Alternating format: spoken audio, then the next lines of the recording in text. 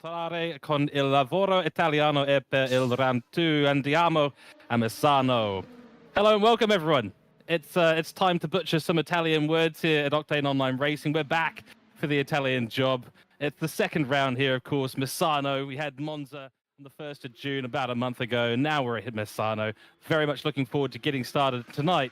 Of course, it is the Friday qualifying. The race will be, of course, next week and the 13th of July. Make sure you tune in for that as well. But tonight it is going to be qualifying. We've got a two sort of split thing going on at the moment. What we're going to do is we've got 20 minutes of the AM, 20 minutes of the Pro Am, and 20 minutes of the Pro. They're all going to go and set their times, and then we're going to take the top 10 out of all of them, and we are going to go straight over to the top 10 shootout, so you can enjoy 2 hours now of extremely fast, rapid driving here at Octane Online Racing for the Italian job. In the commentary box tonight, it is myself, Giorgio Cook. Yeah, we're going to try and do this as much as possible. You'll get used to it. And of course, Cameron Thistlewaite's going to be joining me as well. Cam, welcome in, mate. Two Brits butchering Italian words and an Australian and a New Zealand Oceanic League. This is going to be great fun. Absolutely the case. Yeah, thrilled to be here in the province of Misano. And yes, unfortunately, I didn't prepare my Italian spiel nickname.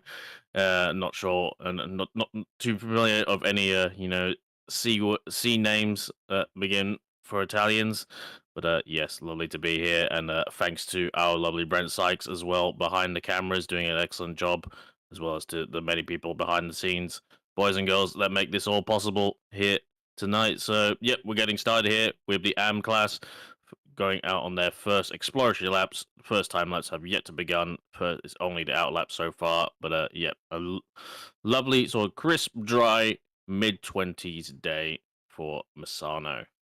Yeah, nice and optimum conditions out there. And they'll have 20 minutes in the AM class to go and set some good times. We've seen certainly saw some interesting lap times being set in the AM class back in Monza. It was a great qualifying to behold then. Absolutely looking forward to seeing what AM Pro and Pro are going to be pulling out today. Maybe it's Cameroni. That's what we need to say. It's Cameroni. Your Cameroni Thistlewaite for this session here. If you're happy with that, I'm happy with that. Right, with Giorgio and Cameroni. Yeah. Brentio. There we go. That's how we're going to handle it. Got a new fastest lap on the board. Tim Purcell does go purple immediately. A 1:33.9. Very respectable starting time out there for the 121 car. Nice looking livery as well. Simflight. Nice yellows and blacks and all that sort of stuff too, which is absolutely fantastic to see. We've already had a comment in chat from Sam saying, someone saying, does he speak Italian? And then someone saying, not very well. Yeah, absolutely true. We're just going to continue to butcher it. We're doubling down, aren't we, Cameroni? Yep, upsetting all the continents is what we do here in the Octane Online Racing commentary box.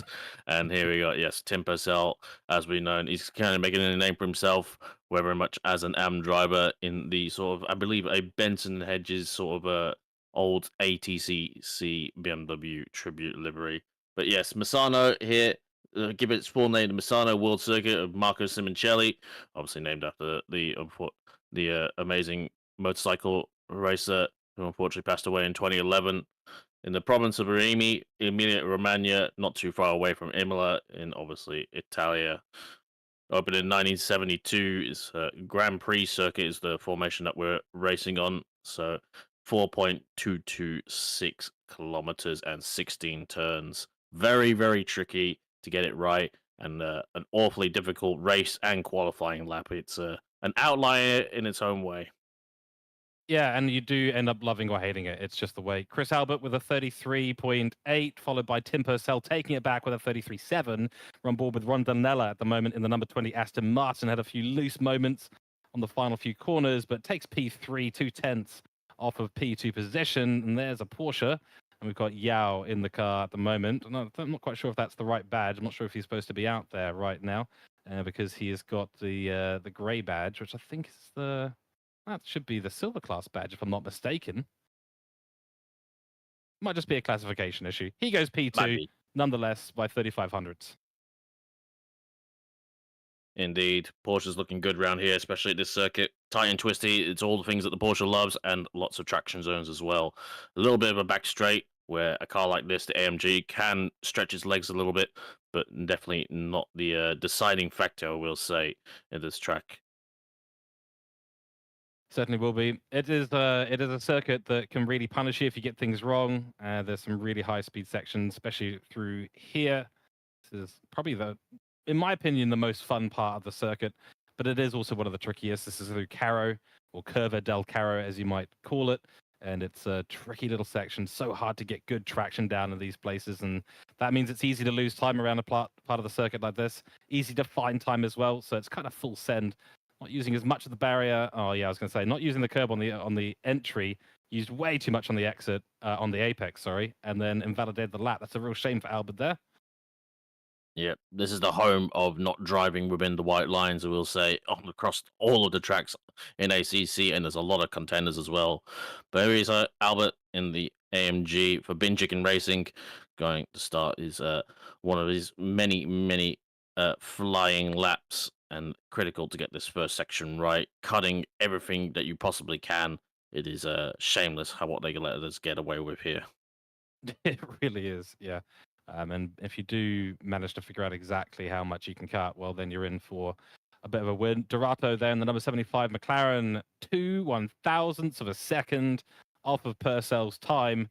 The BMW looking really strong at a track like this. It traditionally and typically has been for as long as I can remember. It's always been a favorite of people's to jump in, especially with that long back straight. Can really, stretch its legs, really show that it's got a good engine under the hood, and it's a big full send kind of car.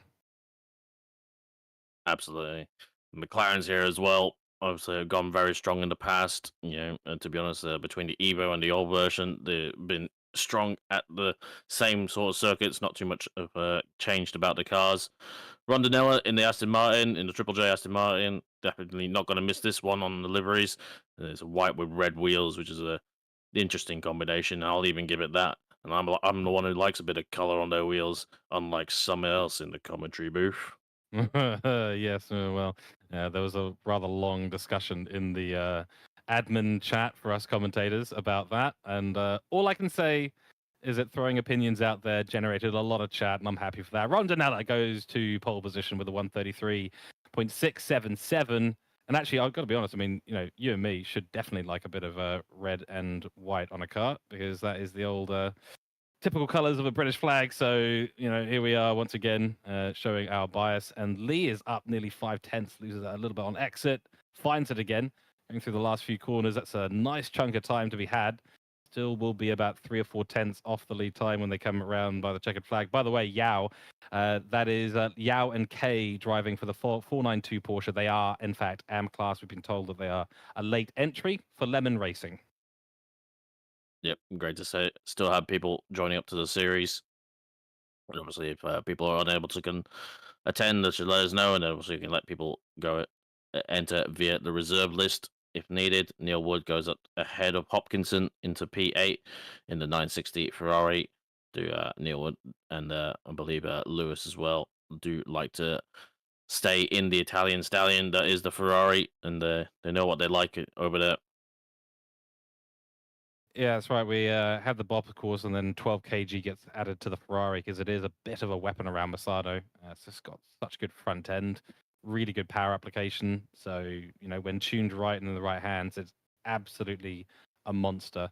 But it has, of course, we do have Bop running here in qualifying and for the endurance series to make sure that things are nice and balanced, and they certainly have been looking that way. Here's Hopkinson. He is nearly found 5/10 of a second. Love this livery, by the way, for Kawala Motorsport and exit. Yeah, invalidation. Invalidation. Try again. Do not pass go. Do not collect $200 dues.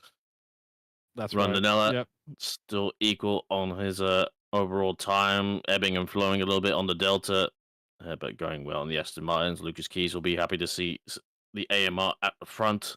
But yes, I think a bit of a wide stretch between talent in the AM class. Maybe some reclassifications for the next round, but definitely one to watch. But it's Saturday.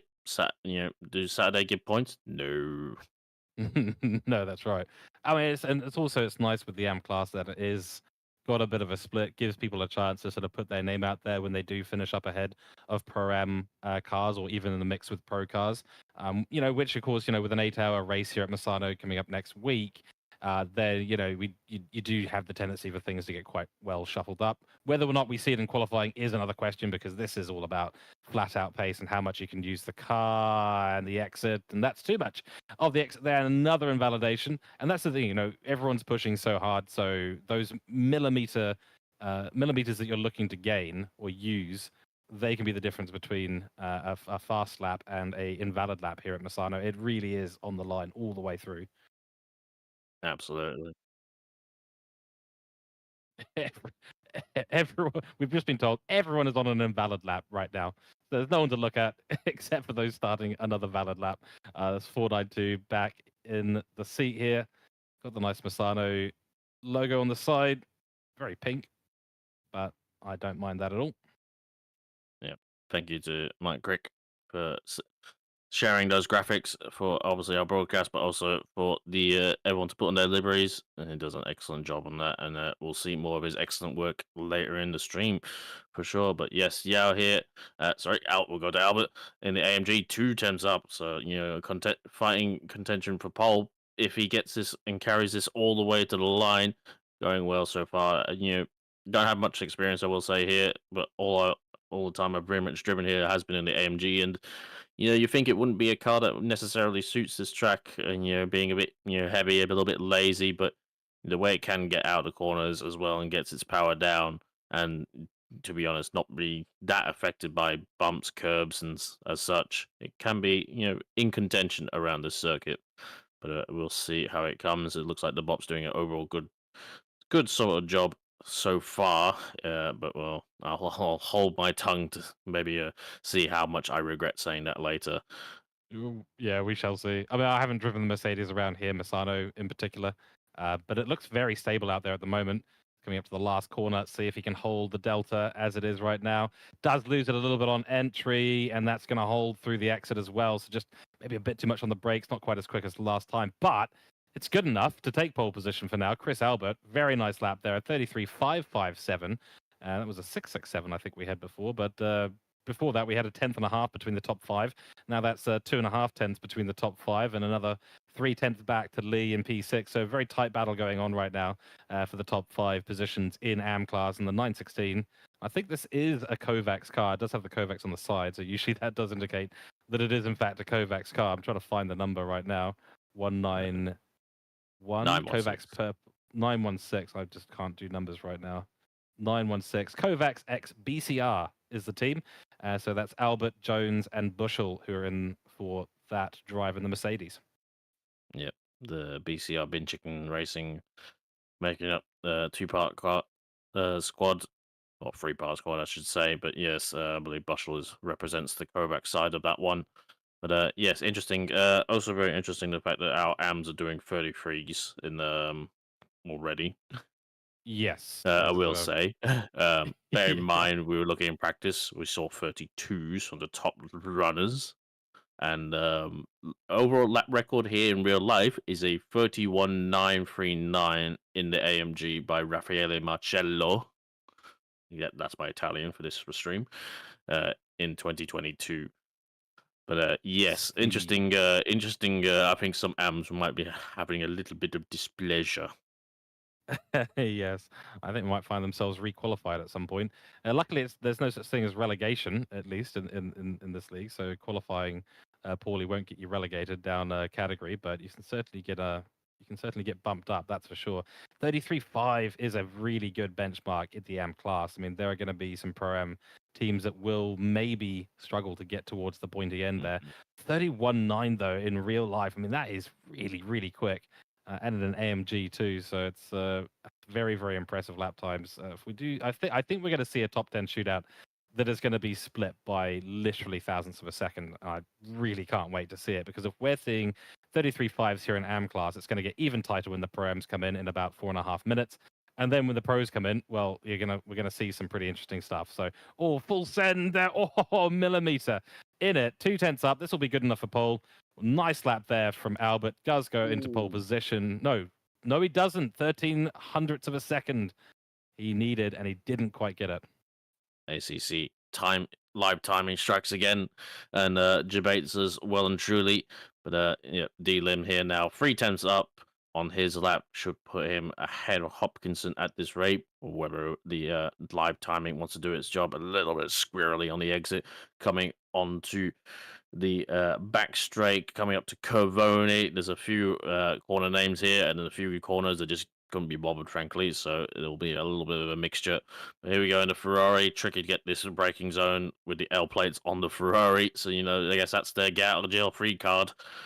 And coming through the hairpin, going a little wide and scrumming a little speed off. Hopefully gets it far enough right and keeps it flat through the sort of awkward penultimate left-hander and another awkward penultimate late left-hander as well, as he is going to maybe go ahead of Hopkinson and just about by 7/100ths of a second.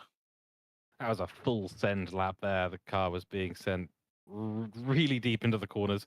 Back on board with Purcell. He's still finding time there. So that turn 10 is so critical. And yeah, stuck behind someone. Not going to be a bit of fun.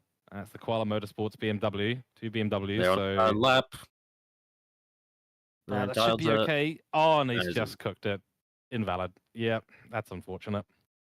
2 minutes and 45 seconds left, so he probably should have backed off on that lap at least to give him some space, because Hopkinson here, he's on valid laps and doing his own race on qualifying session, and he has just invalidated, as a commentary cursed him already. Strike one for tonight, as he's going to leave 1-2-1 to go ahead and go through for his next flying lap. Hopefully it didn't compromise him too much, as the Mercedes comes out with a Ferrari just coming out of the pit lane as well, so that's really awkward, and unfortunately that's probably thrown Albert's lap away. Yep, he's missed the second apex a little bit somewhat, as you need to cut it way more than what you would expect to. But here's Lee starting another lap, and hopefully it should be a good basis, as this first section is all make or break, I find, for the whole lap. Oh, it is. Yeah, it is full send. It is. You've got it. I mean, there we go. That's the margin that we're talking about, because about 2 centimeters further out towards the outside of the apex, and that would have been completely fine. But he just took too much. Anyone starting a lap in the next 3 seconds will be all good for their final lap. Everyone else is gonna, or sorry, to get 2 more laps, and technically speaking, is what I was indicating there. But it'll be rapidly running out of time. There's another invalidation limb.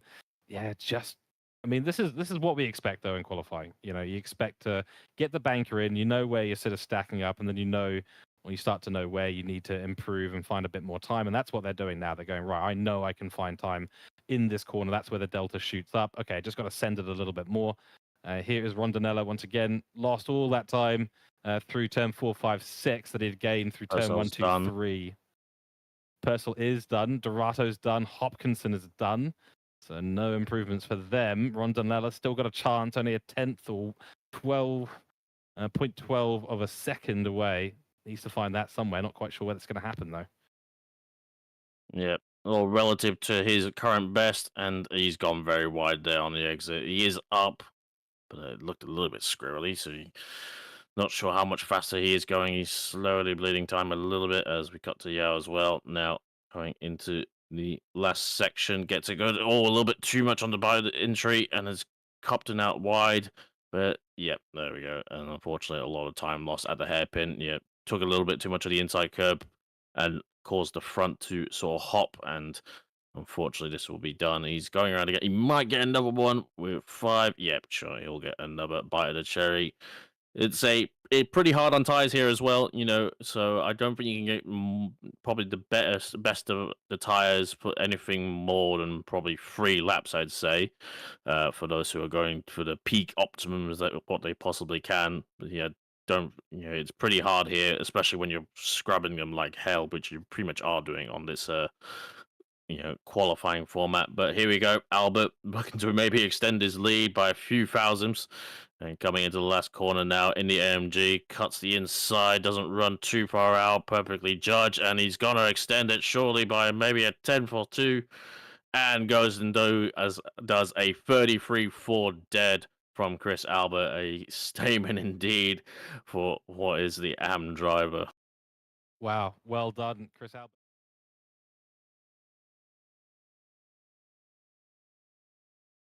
For the Pro-Am class, and just update everyone on how this all works. AM goes out for 20 minutes. Pro-Am goes out for 20 minutes. Pro goes out for 20 minutes. They're all on the same timing board, and the top 10 out of all of them go into our top 10 shootout. So we'll have a break once this hour-long session is done. We're about 38 minutes away from that, and we'll see exactly where the order stacks up for all of them. So in the background, as you can see, all the cars going for it now. One is in the gravel already. Somehow. His Sasha Death was really, really quick out at Monza in this 200 Ferrari. And I do expect to see Sasha Death bring it right up there into the top times. Might even see a 32 from Sasha this time. So want to keep a very, very close eye on is the number 200 car. Of course, there's a lot of really, really fast contenders out there today, especially in Pro-Am class. It'll be really interesting to see who will take the top time. Absolutely. Sasha Def, definitely a contender for the top 10 shootout. We know how quick they've been. Granted, being a Pro-Am car, but definitely being the pro of that Pro-Am car for sure. And yeah, look, one thing to bear in mind for this session, we pretty much got 3 times as many cars on track, unlike class. So going to be a lot more congested on this hour lap, and looks like Sasha Def's first lap is already invalidated, but I'm not too sure because everyone's pretty much invalidated on this first lap. Whether that's everyone is pushing it to the limits straight away, there has been some little bit of confusion and glitches with the overall timing screen, and as well as cars appearing like there are invalid laps on the track map when they are not. So we shall see on this regards. Yeah, we always get caught out by that. I certainly always get caught out by that. So he's not, technically on a 24-minute lap, yes, but about a minute of that based on where he's coming through turn 10 right now. This is Austin McNeil we're talking about in the very yellow Ford number 700. All of these laps will be valid laps, I suspect. Most of them will be valid laps. We can't actually 100% tell at this stage, but we will see in short order. They'll be coming through the last few corners momentarily, and we should see some Pro-Ams put their name up there on the board. We did have our leader, Chris Albert, in the line 16 just leave the server, so we won't see his time up there for the moment, but I'm sure he'll be back at some point. It was a 33-4. Purcell was a 33. It was a 4 dead, I think it was, yeah. Immediately, Sasha Death, a 33-182 as a very nice banker that is. And to start things off, nice work there from the number 200. It's already put them right at the top, of course. We'll put them up to the top, but not by a huge margin. So there we go. The gaps are going to be close, regardless to some of those AM-class drivers. Absolutely. And yes, I'm sure we'll see 32 tonight, and how far we'll get into the 32 rabbit hole. We shall see whether they can threaten that overall lap record or the real lap record of a 31. I'm not too sure because it's a relatively short lap here, and there's a limit to how much time you can find. But to MRT cars back to back with the Sasha Def 200 and also the Austin McNeil Ford Mustang as well. An excellent, I sort of a regular paint scheme that we come to love from the MRT cars, makes them very recognizable. And that's what happens when you don't change your livery about 5 times a week. You build a bit of brand identity. You do, and this one's a particularly good one. Nice pastel yellow, the white, the reds, all in there. Really, really nice work. Love the rear wing as well. And that was a good lap up until the invalidation there for Austin McNeil. It was going to easily put him up into the top position. Second on the board right now for Hode there in the number 66 McLaren. Another really nice livery. I liked the colors involved here. Anything that's orange and a McLaren, I love it. A 33 dead there for Sasha Death. Yep. Nothing, not too surprising, I will say, from Saturday, but commendable all the same. Howard here was looking very quick in the practice server before the race, before this qualifying session, and has gone out too wide. And I've just, as soon as I've gone to compliment, the commentary curse has gone in full effect, and he'll start his next lap like nothing happened and pretend that didn't happen. As Huddy here goes into P13 in the Porsche in the 34.290. So we're going to have to start a little competition here, I think, Cameroni. I'm winning. Okay, so you're winning at the moment. Yeah, 2-0 right now. So let us know in chat. What do you think the final numbers for commentary curses are going to be? It's 2-0 right now. Cameron's leading the way. And we're going to have the broadcaster's curse tally going as well. I think we might have already Are you a qualifying commentary curse guy or more of a race day commentary curse guy? That's a good question. I'm not sure what's worse or what's better in that situation. I think I might be both actually. I think I'm a bit of a monster when it comes to those. But so far my track record's clean right now. This qualifying, so I'll take that. I'll take that Yeah, for now. not We're too looking at bad. Spence. It does depend. I usually am the weather cursor. That's why I got relegated to the weather station a few seasons ago Oh at the Sprint yes. Series. Bring the rain. No rain to be seen here at the moment in qualifying for the Italian job. Round 2, Misano on board with Spence has found just over 0.8 of a second coming up to the last corner now in the number 420 McLaren. Let's see what can be done. It's a 33 dead for Austin McNeil. We've got an identical time set on the grid, a 33.155 for Spence, and look at that, plus 0.000. Excellent job there from Austin McNeil. I did share a car with Austin, and he is a very quick operator, quicker than he kind of shows it half the time, and very technically minded as well. So great to see Austin right up there. Obviously, he'll be second out of the two, despite equal lap times, because Sasha's did there first, and that's what it goes off. But excellent to see. Ford Mustangs do look quite strong around here. Definitely not being caught out. I think they're very similar to the Mustang in terms of how they find their speed around here. Yeah, certainly. And then, with a lot of corners where you do rely Oh, on getting the Brimblecom. power down and turning. Here we go. Brimblecombe, P11. Still slightly outside where they would like to be in that 421 car. Across the line, they're a Linky now for the 500 Porsche, and that is a brilliant color scheme. Love to see it. Only good enough for P24 though, and I don't know if I'm not quite sure what the exact characteristic of the Ford is that does make it good around here. Obviously, it's got decent power if you get it down. It's got a decent top speed. I get the feeling it's probably got something to do with the ability for it to step the rear out and really point the car in the direction it needs to while applying the torque.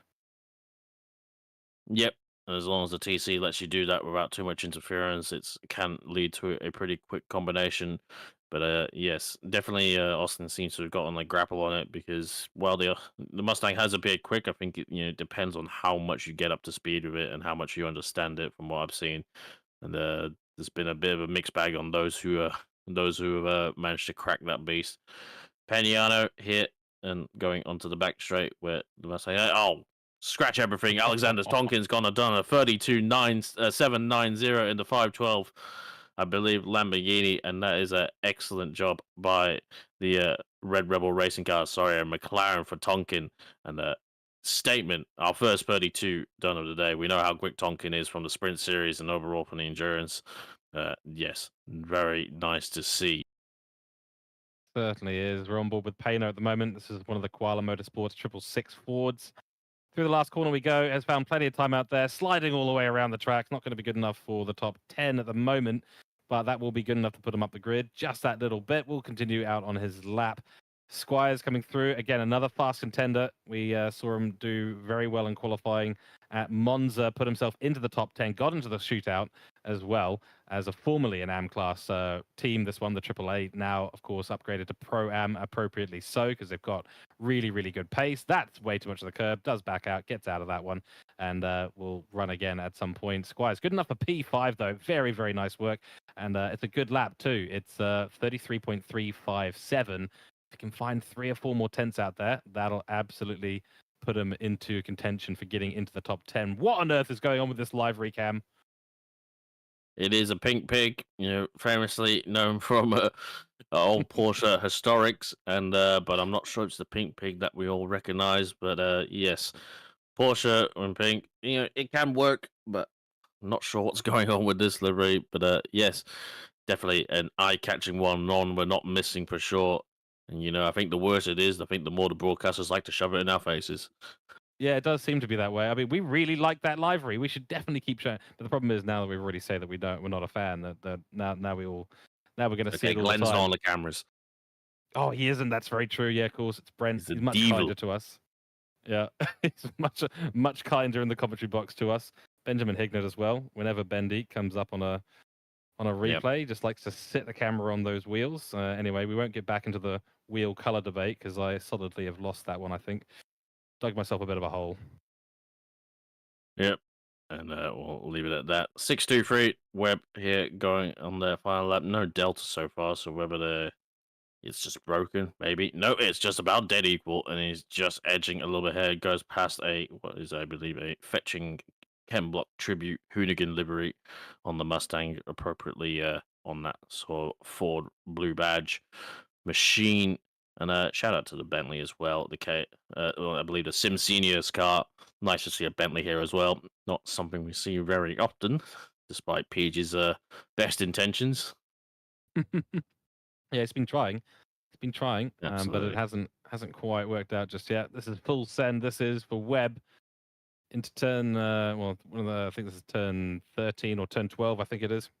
I'll get that 14 right eventually. Caro. 14. Thank you. I appreciate it. See, I've recognized it because I like driving this track. Just haven't really spent the time yet to memorize all the corner numbers. Lost a bit of time there in the last corner though, so no improvement for Daniel Webb, sitting P15 right now, and not far behind P14 too. Looking up the fields, P10 right now to Hayden Marsh in the number 27. That's the Taco Sport Racing Team. That's what I'm driving for. So this is great to see him up in the top 10 right now. And he's sitting about just under a second off the back of the 32.79 set by Tonkin, who is going again. So let's see what Hayden can do. Into Caro. Found a bit of time, so it's not looking too bad here. Yep, it was going pretty well. I was expecting a full curse job to happen when you start commentating on your own car. There It has been invalidated. I will take that one. I don't know. I think I set up that curse. I think I set that one up. That was snookered into the back pocket in a sort of team tag combo move. But yes, unfortunately for your teammates, that is invalidated. But they'll have a few more bites of the cherry with 7.5 minutes left. Brimble come here in the Aston Martin going very wide, so this lap's a goner, and it will start up the second lap in the Pit Viper Aston Martin. That's a bit wide. Don't want to go too wide, and you got to get your next lap invalidated. We shall see, as it's very much easy to do. If you carry too much speed on the last corner and have already invalidated, you can invalidate your next lap. And we go to Cricky here in the GTR in the 474, I believe, sharing that car with Scani and Boxel, and doing a fabulous job. In the Pixel Racers liveries, we'll continue to praise Cricky's excellent livery making skills and repping the Japanese Nissan brand, as on this grid, I believe the only one that is here. Actually, I'm not too sure. Did we have I think we had an AVR. I think GTR. there is an AVR. And the rockets evolved, of course. Whether they must have Yes. changed, but we shall see. But yes, more Nissans. Yeah, the more diversity, the better is the way I see it. So it is nice to see the Nissans out there, and it's a car that I can't figure out how to drive it at all. I've tried, but because I'm a huge fan of the Nissan GTR. I'm a huge fan. If I could buy one car in the world, it would be. Well, if I could buy two, it'd be a Nissan and a McLaren. But it's funny because I don't like the road car, but I do like the race cars.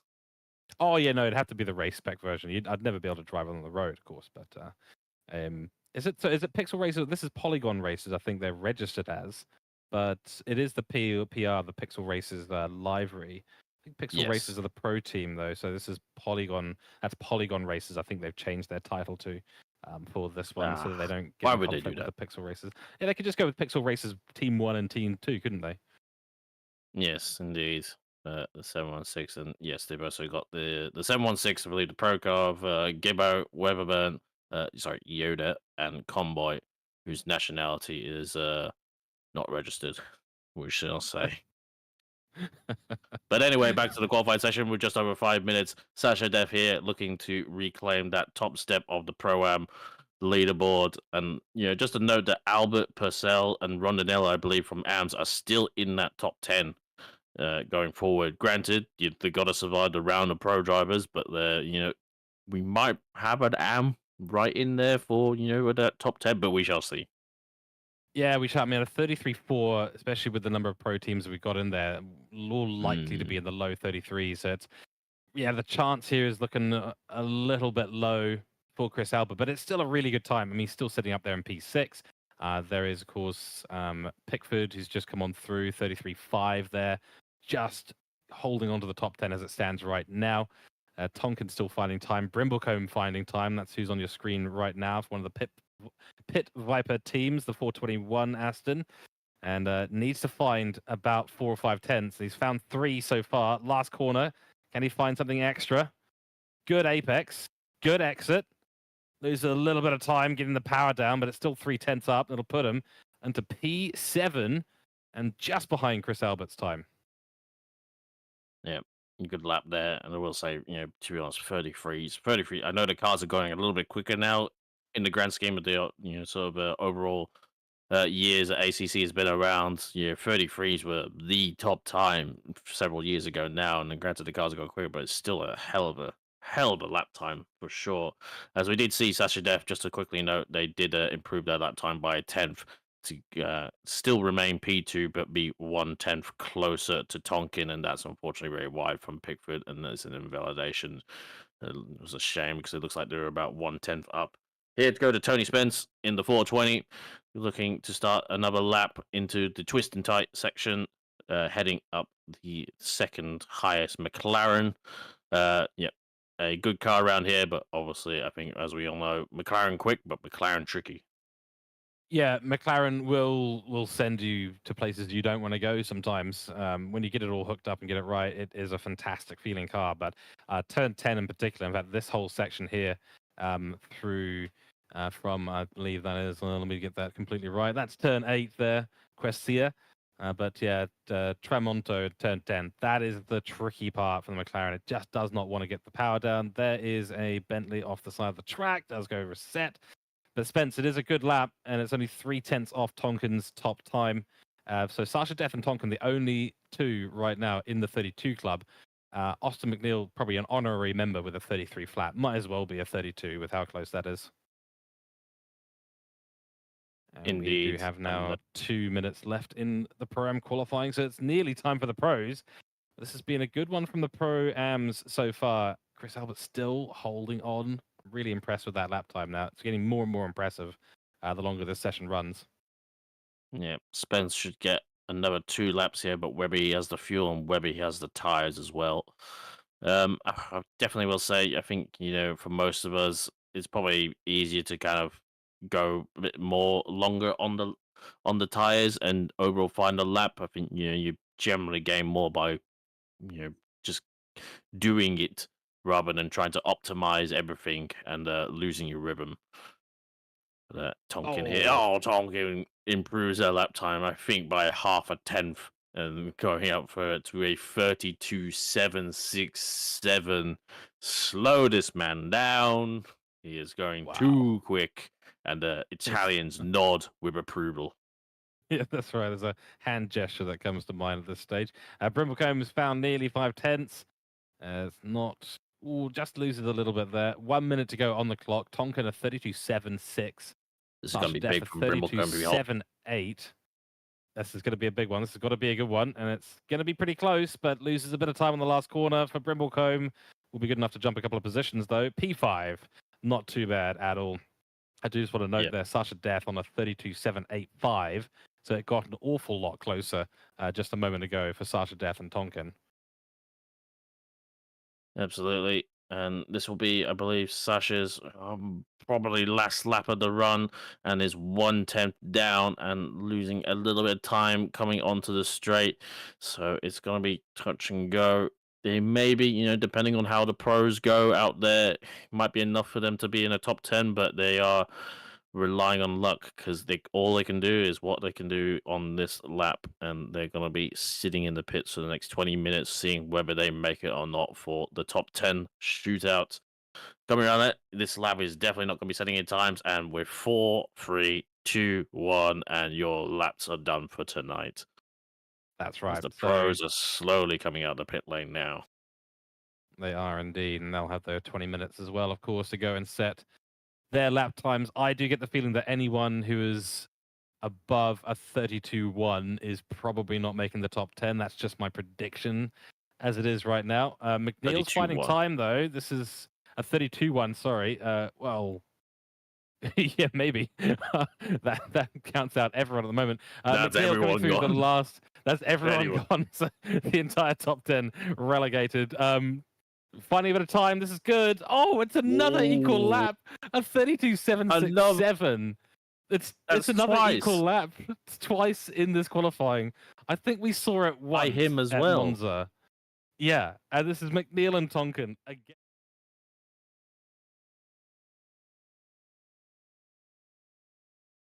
Amazing job there by Austin McNeil.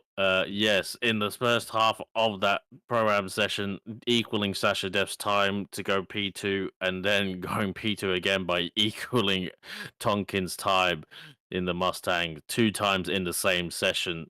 I'm sure it'll be he'll be a little bit surprised to see that, but be very happy as Bishop unfortunately runs a bit wide and is not improving on this lap. Goes to do a 34.6 in P24. So that is session done for 27. As we got Luke Johnson now looking to be one of the first initial starters here at Misano for the pros in the Calsonic colors of the GTR. Lovely jubbly. Oh man, look, all the GTRs on the grid so far have had fantastic liveries. This one in particular is my absolute favorite. It's the red outline on the bottom part of the car on the aero. Love it. This goes in line with the Nismo colors and the NGK colors as well. Nissan, of course, with the stark red, but a huge contrast to the blue of a Calsonic and the white thrown in there. I just absolutely love it. And there's Connor Hind in the car. That's just our timing screens updating, so don't worry. I think that might have been Luke actually telling us in chat. That's not me. That's Connor. But yes, it is Connor Hind in the 111 Calsonic GTR. And this is going to be really interesting to see what kind of bankers we see in the beginning of this. Obviously, over the course of the 20 minutes of qualifying, they will improve. That is what we saw in AM class. That's what we saw in Pro AM class. And that's what we're going to see here in pros. But it is important to get that banker lap in. Set yourself a benchmark. You can see the delta, or in some cases not see the delta. Improve. That'll help you to figure out where you're fast, where you're not fast, where you can find time.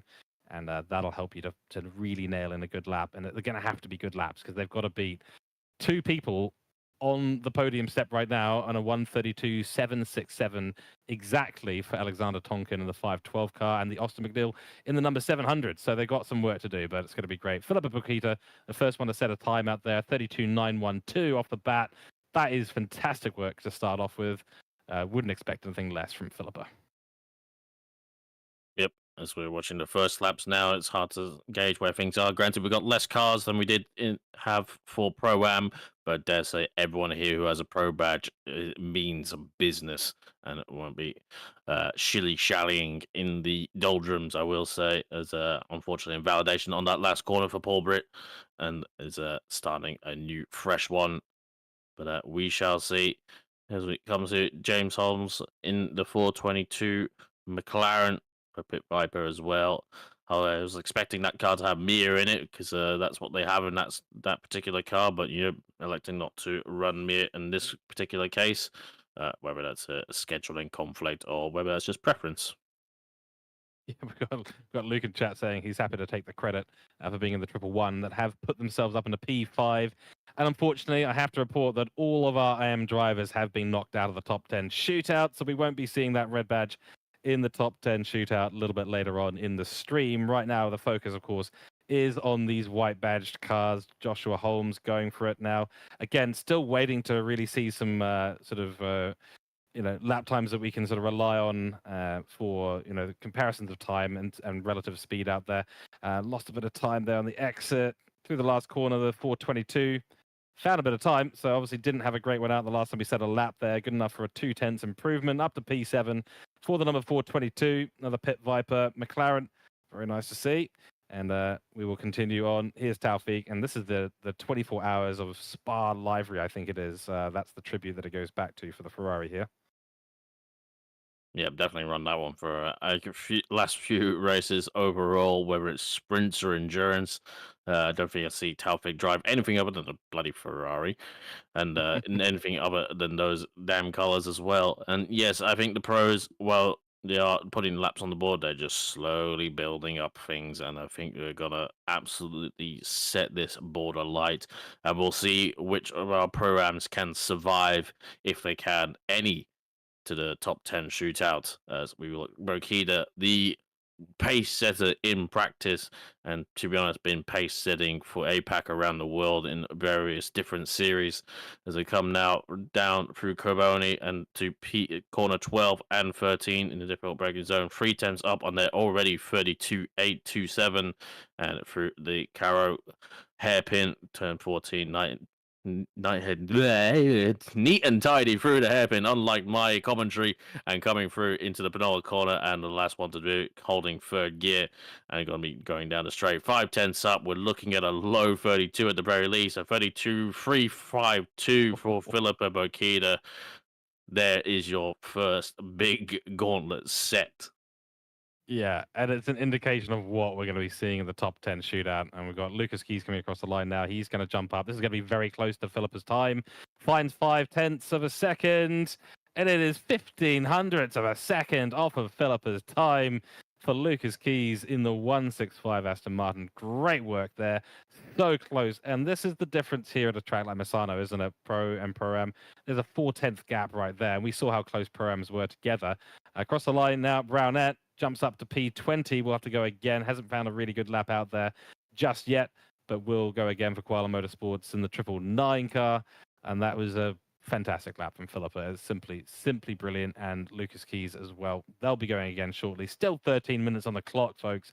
So this is, we have not seen the tippy top of the times just yet. And the fact that we are 3.5 tenths now off the lap record here for real world life, which is the 131.9, the elusive 131. It's starting to seem more possible, isn't it, Cameron? Absolutely, and I think, yeah, to be honest on that lap as well, I think Philippa's definitely got more to give from what we saw from the practice sessions, but we shall see. You know, they're the ones that know better. They're the ones behind the wheel and not behind the microphone, that's for sure. And we've got Hill here in the 70 in the McLaren going onto the back straight, looking to not me up or down really on their overall lap. A few more McLarens in this pro split, I will say, and going to be interesting to see how they go. Yeah, the McLarens are definitely a fast contender. It's, as we said before, they are very, very quick, but it's very on the edge. Graham Hill, I've done races with this team, Mosaic Motorsport, before at Misano. I think it was the 8 hours Misano that we had last year, and we did pretty well in that for the most part. Oh, that's something that I've seen Graham Hill do time and time again. He's done it again. Good enough for P13, so a decent lap there. Graham Hill is the master qualifier in that team. He is just lightning quick and just knows how to put a really, really good qualifying lap in on demand.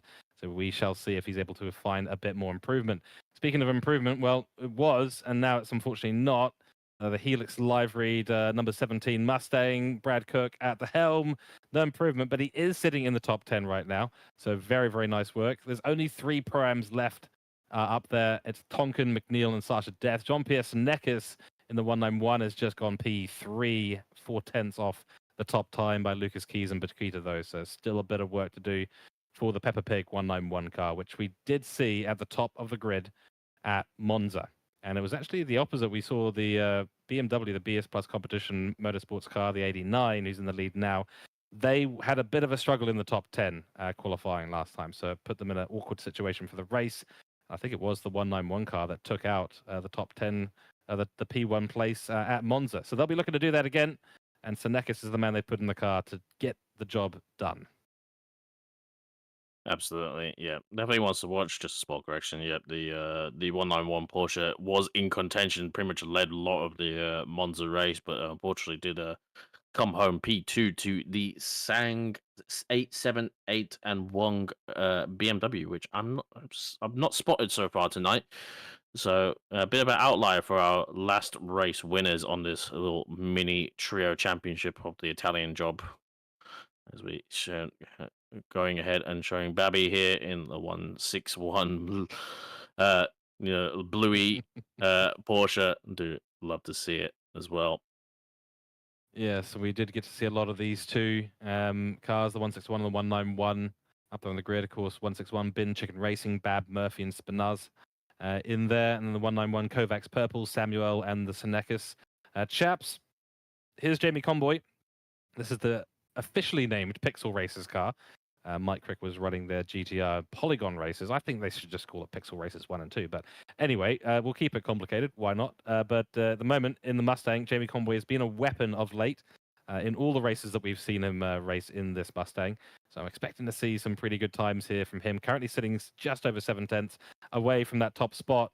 Going full send, lost a lot of time, though, through the last couple of corners. And so he'll have to go again and try and find a bit more time. He needs at least a couple of tenths to secure himself a place in the top 10 right now. Those final spots being held by Brad Cook and Paul Britt at the moment, P9 and P10. Yeah, a lot of congestion in that second half of the top 10. We got names like as you said, Britt and Comboy and Brad Cook as well, looking to just I think having to eke out that little bit more last few tenths to get ahead, and it's a few tenths will pay dividends here in the top 10 as well. Massive jumps, probably jumping from anything from like P8 all the way to P4. Yeah, the that's smallest right. of improvements. I'm just having a look at, because at the moment we have 6.5 tenths between P10 and P1, so there's nothing in it. But those three Pro-Ams still sitting P4, P5, P6. 8 minutes left on the clock. No improvement there for Lucas Key, still sitting 1500ths of a second off the top time. Of course, it doesn't matter as much where you finish in the top 10. You just need to finish in the top 10 so you can get yourself into the shootout. P11 all the way down to the bottom of the grid will be solidified as their starting position on the grid next week for the endurance race here at Misano. But P1 to P10, you doesn't actually matter where you finish within there. You'll have a chance to set a lap and change that grid position in the top 10 shootout. Across the line, starting a new lap here is Taufik in the 7:11. Saw it just beforehand, and now with 7 minutes and 36 seconds on the clock. They'll be going again, see if they can find their way up in. It's very close between P11, 12, and 13 to get into the top 10. There's only 2 tenths in it, so it's really close, and this is going to come down to the wire. It will come down to the last really good lap that you can do here for P11, 12, and 13, and whether they can find that 10th somewhere out on the track. Big gains here from Connor Hine. He was up going to the hairpin, but did lose a bit. Where he gains a little bit of time here on the exit, half a tenth. Not enough to pip Holmes, as we did get a fastest lap. What was it, George? I missed it. Okay, so Connor Hind and Brad Cook were both 0.630 exactly behind. And then we also have Britt and Bab 0.663. So we've got more equal times than that. We had for a moment before Connor Hind went and ruined it all.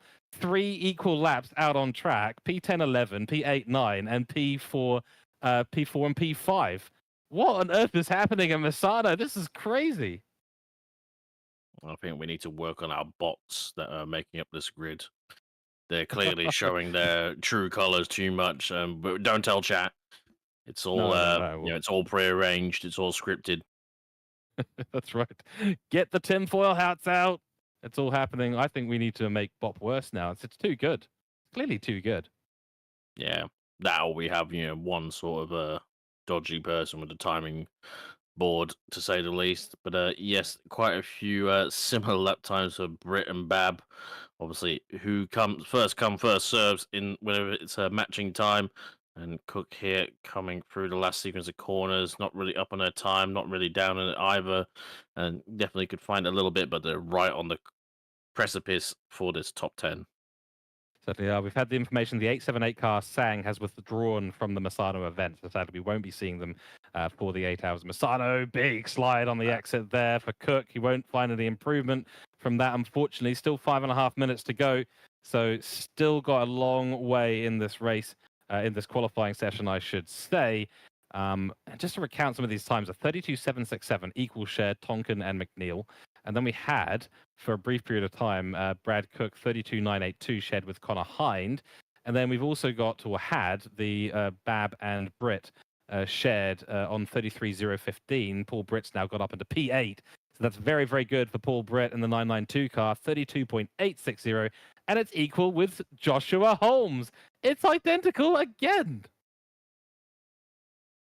This is absolutely the most bizarre thing I've ever seen. I've never seen this in a qualifying event, in a race, and I absolutely love it.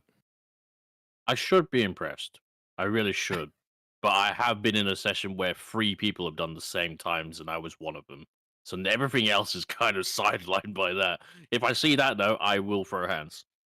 Yes, this is kind of like it's a bit of a poker match, isn't it? We've had 4 two-of-a-kinds, but you've had a three, three in a row. So it's still winning in terms of a poker hand. At the, Where at is the the end full of the day. house? Exactly. We need that full house. We need 3 and a 2, and it needs to be P1, 2, 3, 4, 5. We've got the pair at the moment in P4, 5. That's Tonkin and McNeil. We just need Jean-Pierre Snekis, Lucas Keys, and Philip Pequita to do the same exact lap time, and we will have a full house. Yep. And I think those in the know, I think also with the ACC time boards, they tend to, the final digit tends to either end in a 5, 3, 8, or 0 by the looks of things, which is probably not helping. Yes, with ACC's timing. Maybe that's why, ACC was pretty much timed to the 2 decimal point, you know what I'm trying to say, rounds to time to the 2s rather than 3s, let's say, in the past. Yeah. But we'll gloss over that. We won't let us spoil our day. With 3 minutes left to go, I've seen a few drivers out there. I think we saw Paul Britt on that last lap as well.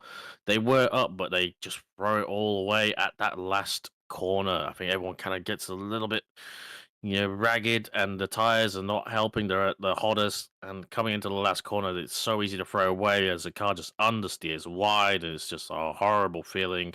2 tenths up now from Britt, keeps within the lines on the penultimate corner, coming into the last corner. Will he do it again? He hits the apex and gets the exit right, just about perfect, losing a little bit of time though, and is gonna go up to P4. That's 1/10, and that's all it took to go from P8 to P4. It's nothing in it. That drops Tonkin, McNeil, and Sasha Death down by a position. Puts Lap Brad from Cook. Hind. Oh, yep, here we go. Connor Hind, and he's found 2 time. tenths. 2 tenths. This is going to be it. He's going to go Massive. up. Big.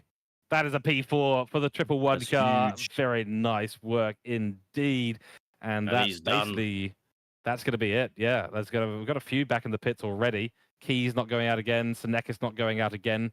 Bakita is still out there setting some lap times. Here's Taufik, found a little bit of time, but not enough so far. He'll continue on his lap as we head towards the middle sector. Crikey, this is going to be so close though, Cam, because right now Joshua Holmes sitting there 132.8, Brad Cook 132.9, Michael Babb, who's in P11, is a 33.0.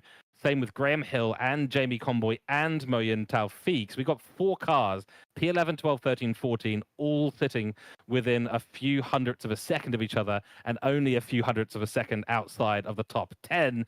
Brad Cook is in the box seat for this one, as is the Pro-Am drivers who are in P6, 7, 8, who keep finding that at times they're getting knocked down, and they're going to be either a little bit nervous or hoping to be not in the top 10. Whichever it is, they are going to have a box seat for the end of this qualifying. 1 minute and 20 seconds to go. No one finding time out there. They're all getting set up for their final laps. And this is going to be a really fascinating end to the qualifying session we've got here today. Yep, Dino trying away. Cook now finding a little bit of time on the entrance to the hairpin. It's going to say the 111 car has come back out of the pits and is going to go around and probably be the last runner on the board to do a final lap on a fresh set of boots. But the P17 car now, a little bit, didn't get the last corner really settled, but he's got one more lap to do it. And this is all it counts for. As he comes into Team 1, and I was going to say his line was a little bit weird going in, and that's him done. For Brad Cook, Wow.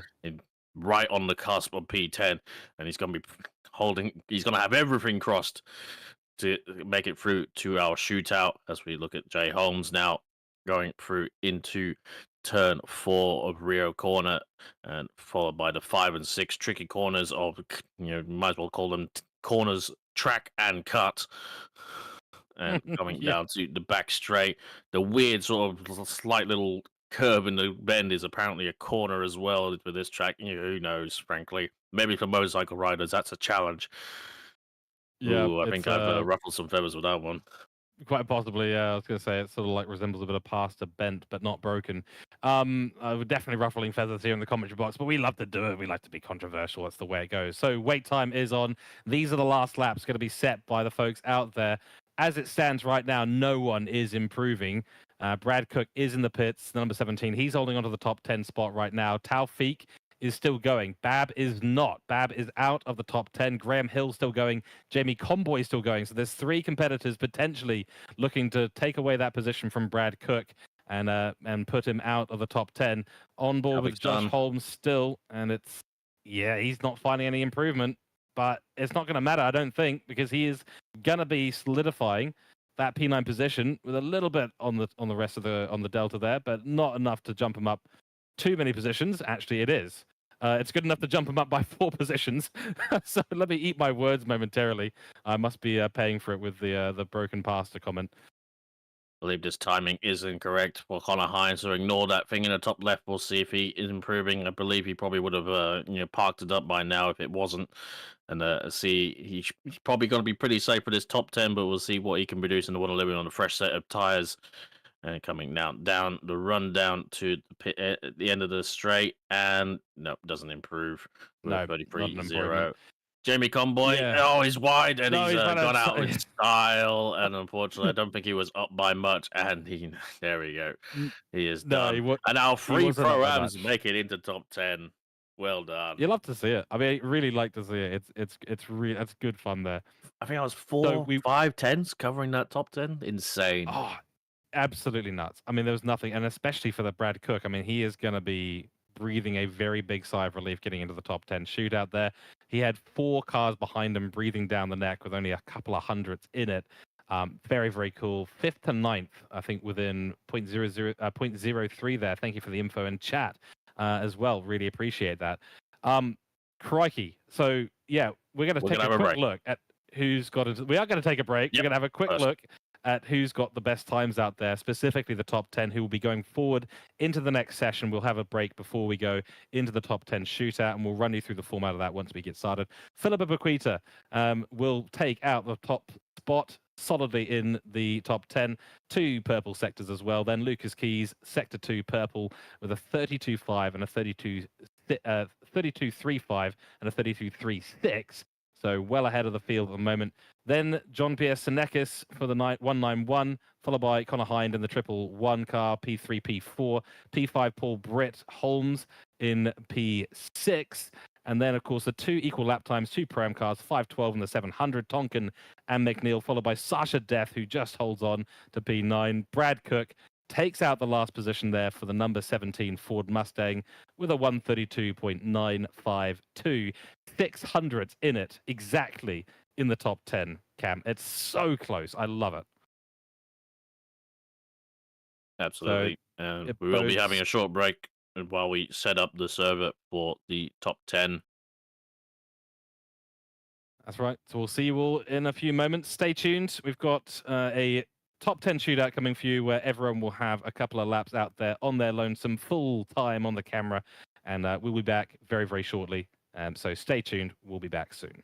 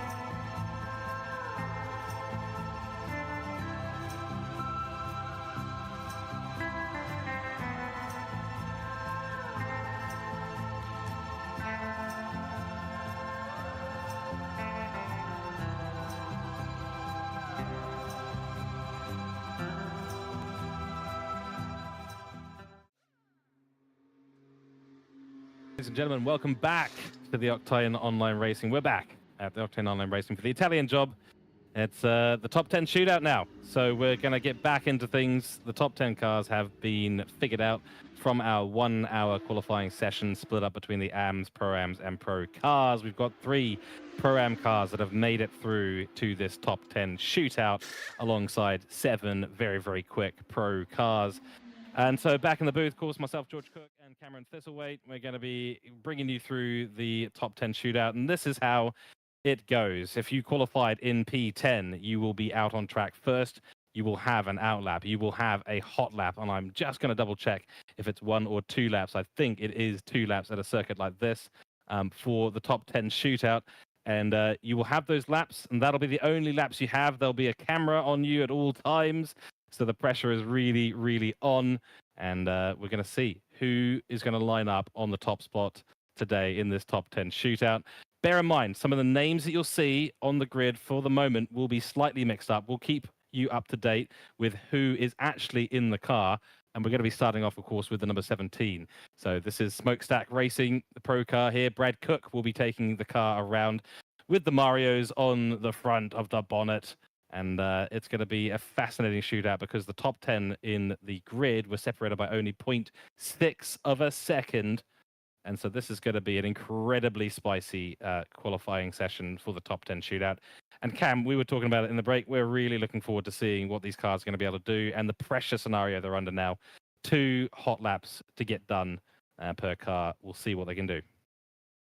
Yep, 2 hot laps, and obviously now Brad Cook doing everything he can to build up temperature in the tires and the brakes to optimize his first run. Dare say probably the second run will be a little bit of the better window for the tires after a full push lap and be a little bit more reflective of what the pace is. But you know, it is it's whether you crack under the pressure of only having 2 time laps to go. But here we go. Brad Cook gets a run on the last corner and starts his flying lap into turn 1 in the Mustang. Jumps it down to P2, able to take a lot of curbing. Ignore the invalid lap timer. That is currently a glitch in the system. A little bit squibbly as he tries to get the direction change and cuts it nicely for turn 3 in a hard stop for turn 4 as well. And it comes into Louet. Maybe list a little bit of the cut that he wanted to get on turn 5, but cuts turn 6 very nicely as well and lets the V8 breathe down the straights. Here we go. Braking zone turn 8. Critical to get this one right. Leads you nicely into turn 9 and turn 10. Uses all the runoff on the exit, which is exactly how you're supposed to do it. And now the really tricky corner. You've got to get this right. You've got to go and take as much speed in as you can. Hold it close to the apex, and it's all about getting the power down on the exit in turn 10. Looks like that's been a nice job there from Brad Cook. He'll fly down this straight, full power, all the torque being sent to that rear axle and down onto the tarmac. Another critical corner here. That was turn 11, now turn 12 and 13. Turn 13 is a tricky one. Has he nailed the exit here? Oh, I think that was close, but I think he's valid still. So we'll see a banker, and it's important to get this banker in. It's got to be quick, but it's got to be a banker. So you'll see most of the drivers be relatively conservative with this first lap. Then it's the second one where you go full send, put everything on the line, and see what you can do in the machinery across the line. Let's see what this first bank is going to be. It's a 33.182. Not bad. It's a pretty good banker lap, but he's going to have to go faster. Absolutely. And this one's one where he sends it.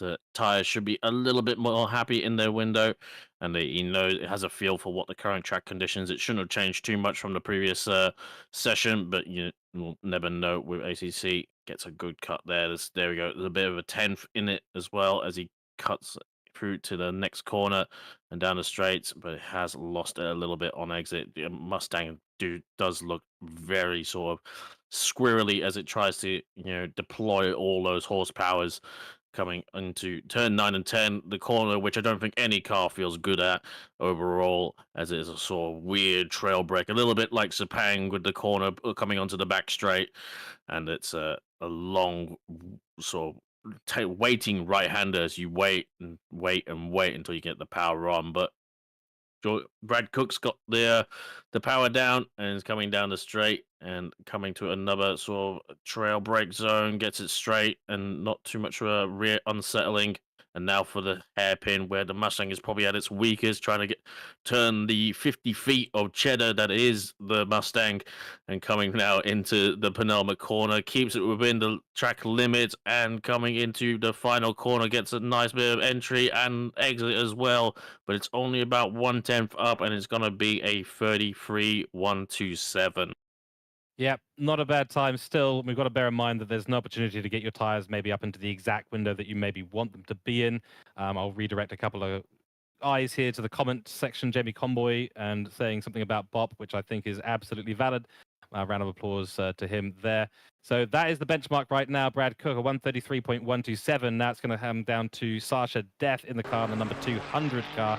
So number 200, of course, the MRT in the moment car. Pro-Am class, Sasha Death and Darth as well in the car for the race. Sasha Death will be leading them through this first hot lap. So it almost in a way, Cam, equals things out in some ways, because you don't get the opportunity to take 3 or 4 laps to get your tires up into a window. You've only got that one out lap and then the one hot lap before that final flying lap.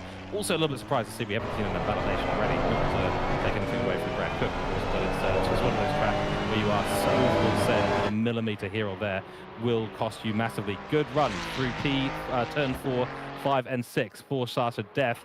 Now heading into the critical braking zone of turn 8. A bit of a cut there, but using all the exit, bit wide, little bit tricky to get the power down on that Ferrari out of turn 8, but does it nicely so far. And once again, into the critical section of turn 10. See, it's a good bit of apex being held. Power does get put down very nicely by the Ferrari. I'm not sure, it might look just a little bit wide there, Cam. I'm not 100% sure, but still power down effectively.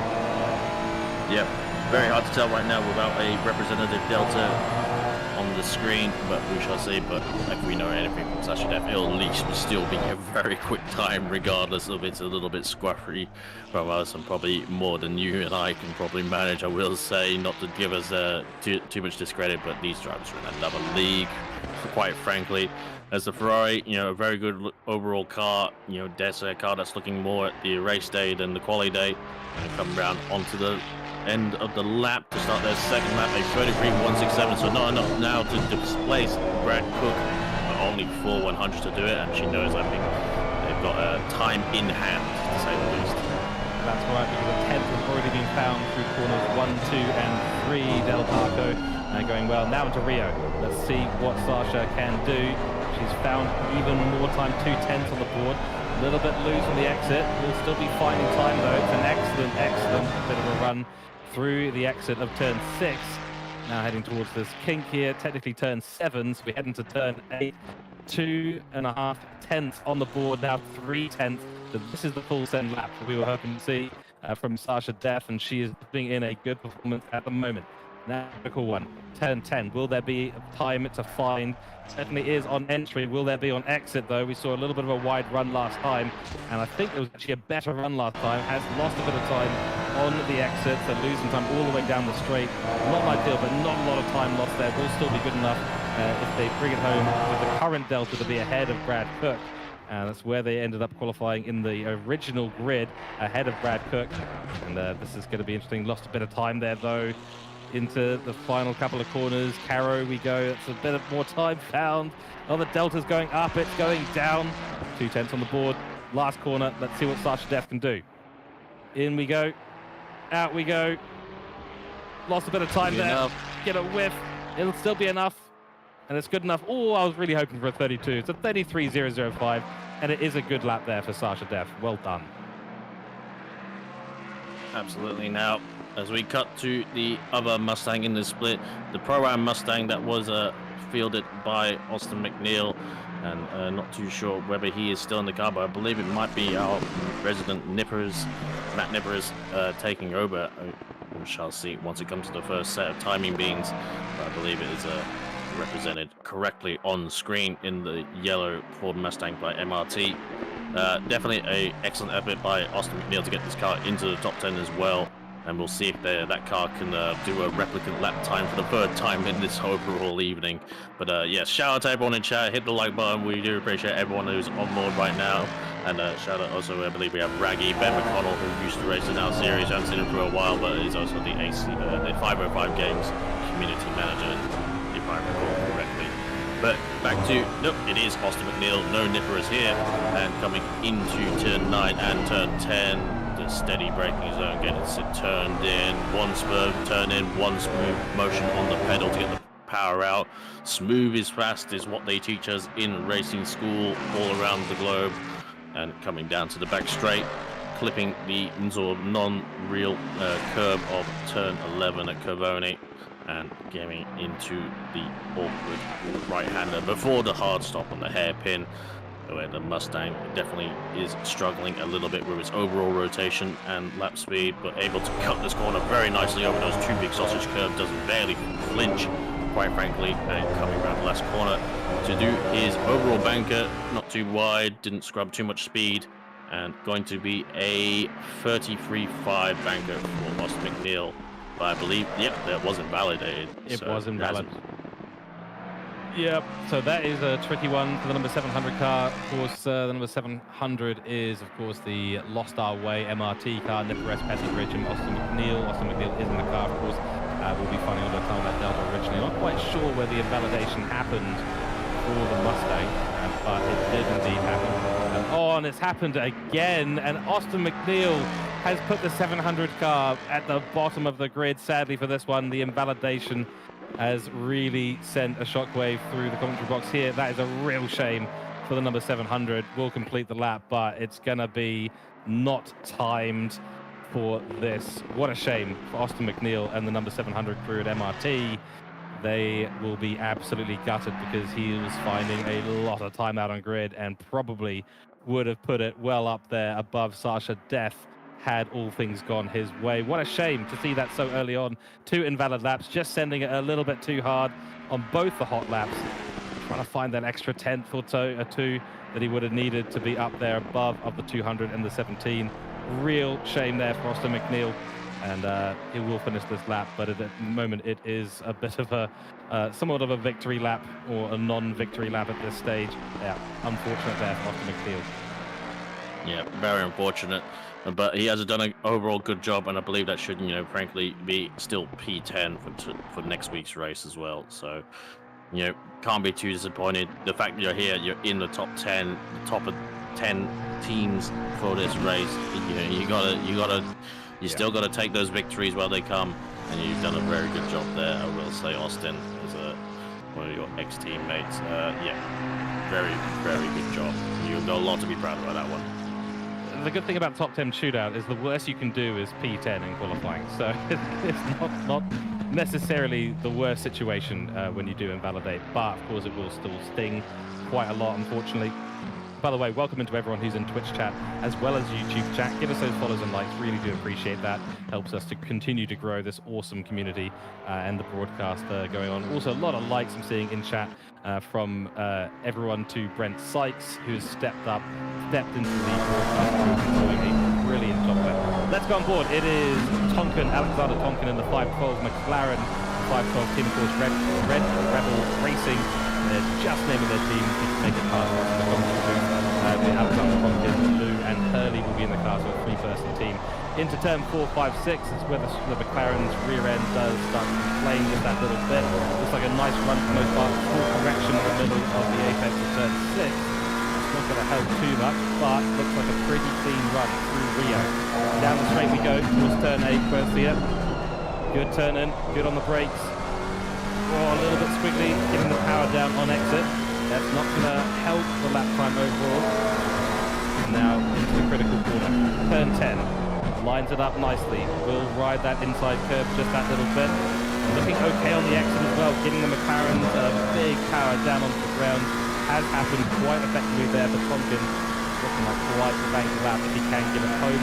A real gutting feeling that we don't know if there's any validation until we see the end of the lap, especially with the timing glitch going on. Don't worry everyone, he is currently on a hot lap. Good run through turn 13 into Caro. We go. Big curb ride there, it's what you've got to do.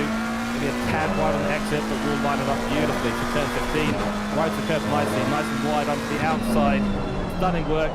Into the last corner we go. A bite of the apex, that's what you've got to do. Power down beautifully on the exit. Let's see what that time is going to be. The banker is going to be relatively slow, unfortunately, for Tonkin, but it is a banker, a 1:33.452, and this lap right here for Red Rebel Racing is the key one. Absolutely, yep. No one really going quicker so far than the existing times from the last session, but frankly, they've got 2 laps to do it on like about 10 that they could have had at most in the last session, in the last main qualifying part. But yes, a 32.767 is what Tonkin managed in the main qualifying overall session, and yes, I'm not sure everyone's gonna match their overall times, to say the least, but we shall see. I think we'll still see a 32 by I think we'll be very certain to see a 32 unless it all goes horribly wrong from here and Sasha Depp puts it on pole by default. But 2 attempts up now from Tonkin, coming on to the back straight, going very well in the McLaren, and showing them us what kind of abilities they have behind the wheel. Normally behind the wheel of a Lamborghini, but is in a McLaren for this Enduro series. Coming now into the hairpin, keeps it clean on the exit, uses all the track, but not too much of it to warrant an invalidation. Jink to the right and hook it in left. Oh, had a little stab on the cherry. I think he turned in a smidge too early and had to correct it, and it comes around to the final corner, but it's 4 times up, 5 times up. That's very wide, but that was right on the limit. He didn't invalidate, and 4 times up is going to put him on the 32.985 and currently net pole position so far. Wow, good lap there from Tonkin. Obviously there was a mistake on that first banker at turn 14 where he gained a lot of that time. time, but a really good run through the final corner as well. Now our eyes and cameras turn towards Pit Viper and the 422 car. And 422, of course, the Pit Viper Alpha team. So Herbert, Mia Rose, and Joshua Holmes. Holmes will be in the car for this qualifying as he was earlier on. And we're going to see if he's able to bring out the additional McLaren power to put us further into the 32s. No surprise that we've already reached there. That was the P8 car. Alexander Tonkin did qualify P8, so this is P7 in the previous session.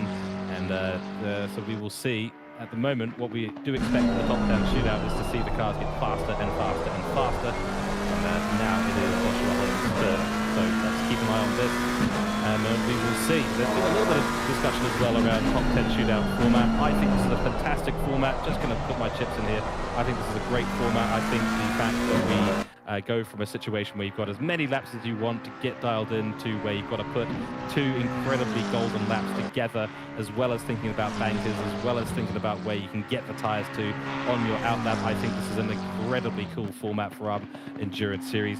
Let's see, big slide there for the 422, and Holmes will have to get slightly out of it. That will have cost him a bit of time on the exit, as he would have had to get off the throttle through turn 13, just before getting onto the brake in turn 14. Let's see through the final corner. On board we go once again. Big bit of curve, much more than Tonkin in his McLaren. Across the line we go, taking the shortest path to that timing screen for 1:33.137. That is a good banker time for Joshua Holmes and puts him into P4 and very close, 1/100th of a second off of Brad Cook's ultimate time. This is going to be a good one. Let's see what he can do on this lap.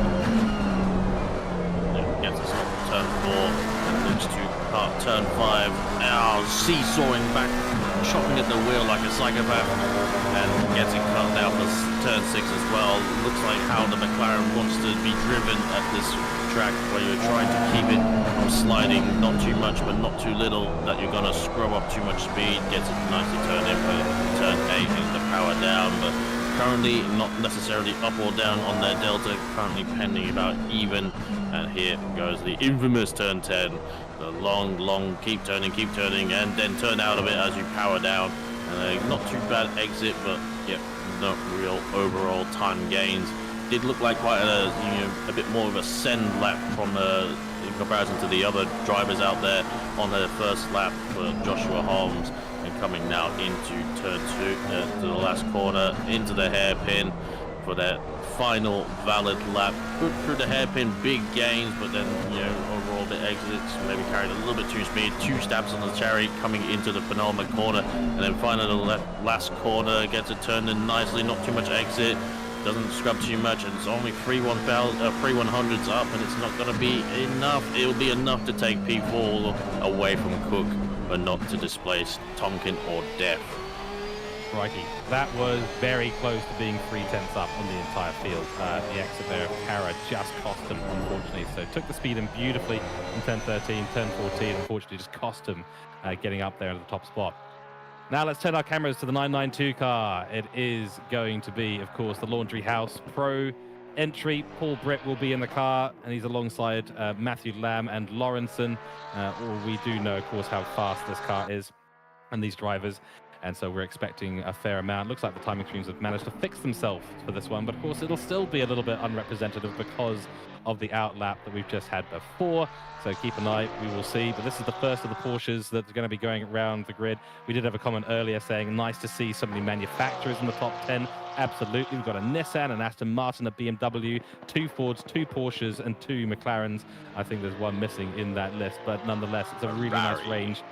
A Rari, there is a Rari in there. So the Rari has joined the party, so to speak. Good to see, of course, at the Italian shop at the Misano circuit. Tosi will be happy. We're going to go on board the front splitter now of Paul Britt. Let's see what he can do. Yep, that's right. Ignore the Delta. Do not give it any concern whatsoever at this stage. The Delta is important on the second hot lap. This is the first hot lap for Paul Britt. Big full send into turn 13. Yes, it is. Gets it done very cleanly, straight into the braking zone. Shallow out that line, get it turned in, off the brakes, get the power down. Has done so really nicely. How much of the sausages will he ride there? Too much, and he's gone wide on the exit of 13. It's full send from these teams, and this is what we expect to see, a few invalidations at places like that. So this first lap, not going to be a banker. The pressure is now on Paul Britt. He's got to get it done in this lap. Pressure on for the laundry house driver. Normally used to seeing this team field a McLaren, but elected a Porsche for this Italian job and probably this overall sprint season, endurance season, my correction. Coming in now to the sweet spot for the Porsche, 4/10 up on their last lap, but their last lap wasn't valid, so the delta is still going to go sky high for every corner. So we don't really have a reference of whether this is really a good or bad lap, but we'll have to judge it by our eyes, watching the behavior of the car in the hands of Mr. Britt. Coming in now, turn 10. I think this is probably the best car, the best handling car for this corner, as it has good turn in and good overall traction on exit. We're not too much push understeer as it gets the power down. Power not overall in favor for the Porsche down the straights, but thankfully it's not the longest of straights overall on the calendar, and we'll have to get it stopped now. Hard on the brakes as the rear rises up, a little bit of a four-wheel slide, perfectly done into the hairpin now, and it's all to play for now for Britt. Whether he will be P1 or just in the mix, we shall see. But done a good job so far to be in this top 10, but it's been so competitive. Round the final corner, neat and tidy on the exit, power down to the line, and it's going to be a 32.9, our second 32 so far in this session. 5 1,000ths behind Tonkin. Oh, it's close. And it's going to get closer because we have the 111 out there now, the Calsonic livery Nissan 111 team, of course. Rockets Evolved Pro entry. We're going to have Connor Hines in the car. He'll be alongside Johnson, Misson, and Ty for the upcoming race. Let's see how he goes on this first lap. It's going to be very, very intense. We are now 6 cars done in this qualifying. We have 4 cars to go, including the one on your screens right now. We're going to be getting even closer. Real shame not to see an equal lap time out there just yet. So whatever miracle happened in the first part of qualifying hasn't reoccurred yet in this top 10 shootout. A lot of curve even there by the Nissan. That's what it can do. It's pretty good at it. Power down into turn 7. Through we go, the little king into turn 8 now. Hard on the brakes. How much curve will be ridden on the inside? Good turn and released off the brakes nicely. Gets the power down beautifully. And this is going to be the run down towards turn 10. You know the Nissan better than I do, Cam. Take us through the rest of this lap. Gladly to be here behind the wheel in my familiar territory, behind the GTR sort of steering yoke and the Motec dash as well. Currently running TC2 in the GTR, so not going full esports and running TC0 as some of the freaky deaky aliens usually do. Here's where the GTR is going to be probably the weakest. Yes, it gets that sort of awkward slide into the last corner, but manages to wrangle it just enough to stay within the track borders and through the final hairpin. Probably equal to the Mustang for being the worst performing car through that corner. Gets it nicely tucked in for the penultimate bend and through into the last corner and to do his first banker. Connor Hine been doing an excellent job so far in this GTR. Currently puts down a 33.135 so far. So good banker. Currently granted last on the grid, but last of a top 10, you know, it's not exactly a bad thing, but definitely he got more in time in this lap. But that's too wide and invalidated, and he rips the steering wheel left, right in anger and frustration, and unfortunately that's just an unfortunate error there from Connor Hind, and that will be day done for the Calsonic GTR. Oh, what a shame that is. What a shame that is. So we will now move on. We've got a full out lap of talking to do for the 191 Peppa Pig livery Porsche, of course. That's another curse commentary to me, by the way. Yes, it is. You are 4-0 up at the moment. You've done incredibly well today. Come on, England. Yeah, exactly. So, well, you know, it is what it is at the end of the day. These things do happen. It is the commentary box. It's the place of brimstone right underneath our chairs where we sit. Real shame there, of course, for Connor Hines. That means that it's going to be lining up in P6, 0.15 off of the top time.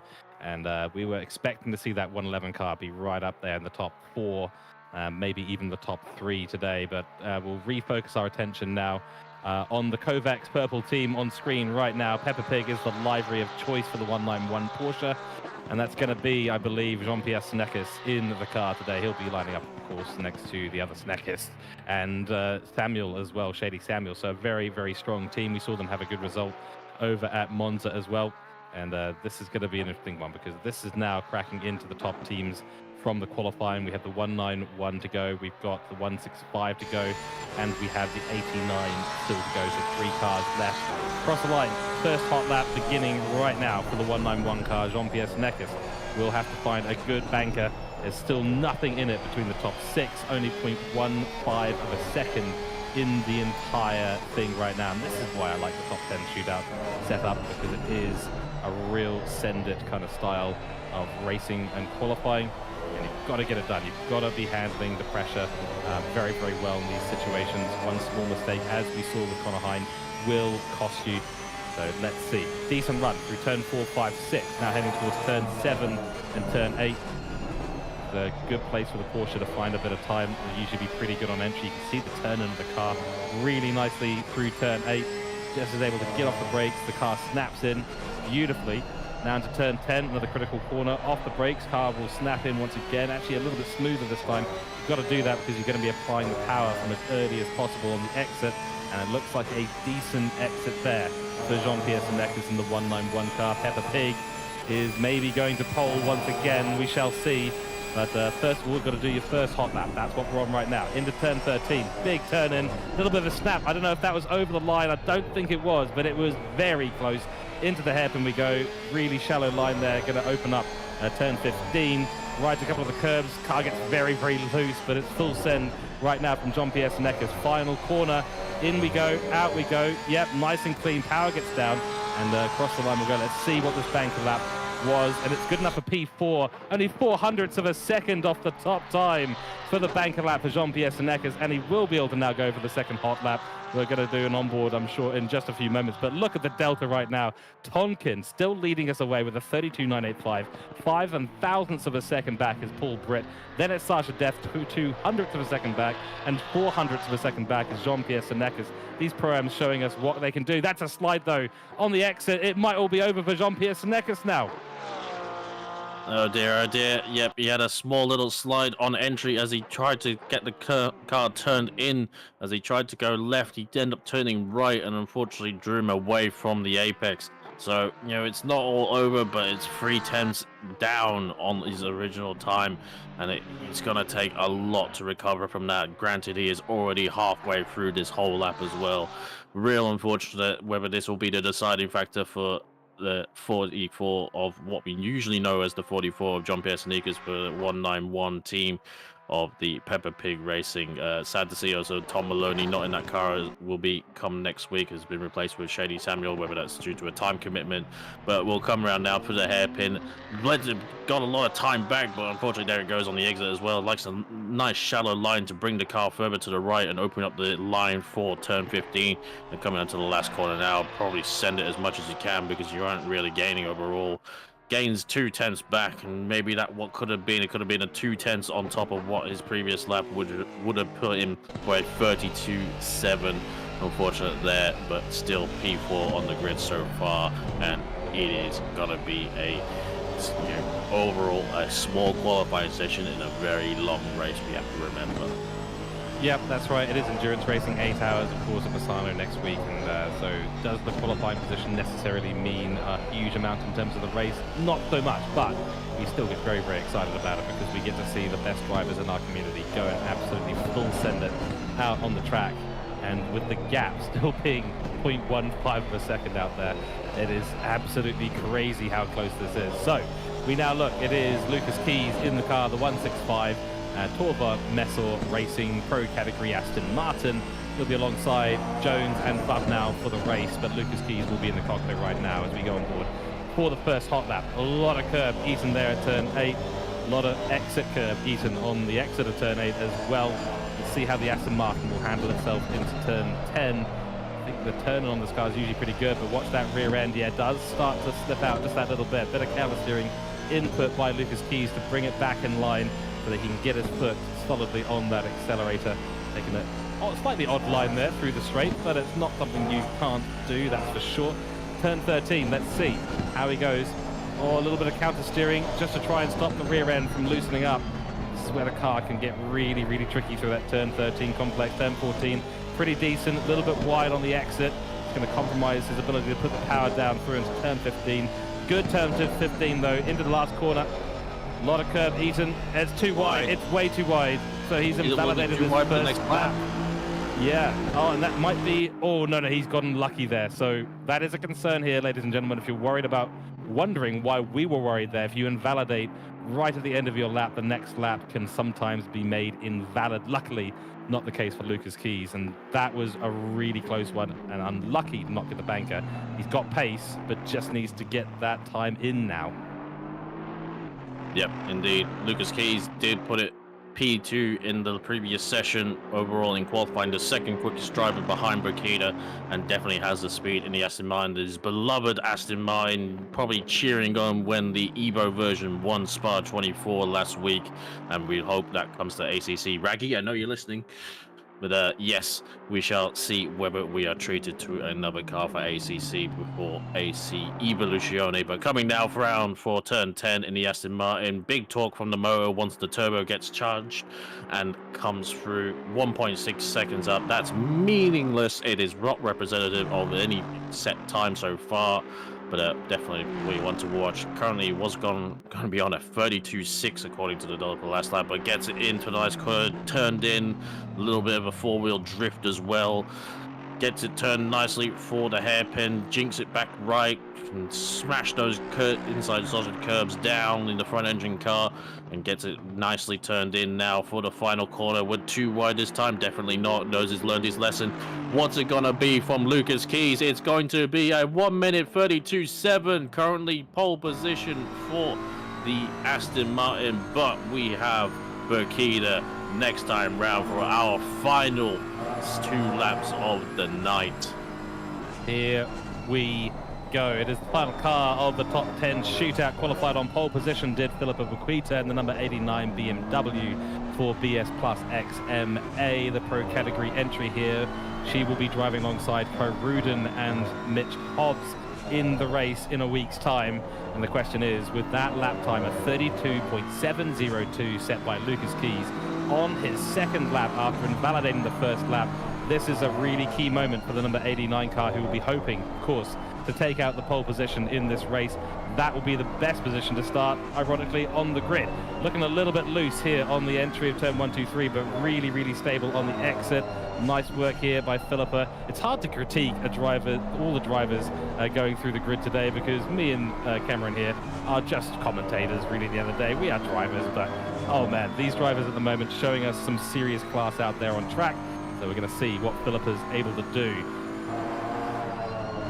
Yep, comes down now for turn 8, Querica corner, and gets it turned in nicely. Very sort of jerky movements for Burkita like that. Probably got a nice short steering rack, I imagine, for the esports driver, and gets it turned in now for the horrible turn 10. We haven't seen too many BMWs overall for our for this overall session, and I think Burkita is probably one of the few, if not the only, BMW in the pro class, minus obviously our last race winners of Sang and Wang, doing an excellent job for that car.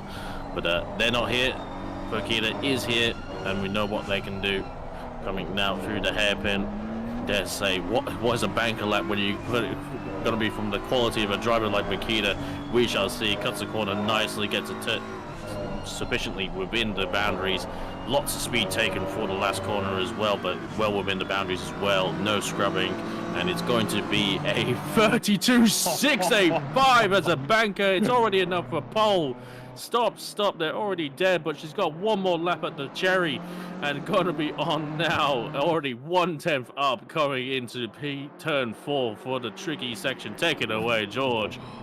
Wow, what a lap there by Philippa Buquita for the number 89 BS Plus XMA on pole right now for the 8 hours of Misano, and that is not something that is going to change no matter how fast She goes on this lap at 32.687 for the banker lap.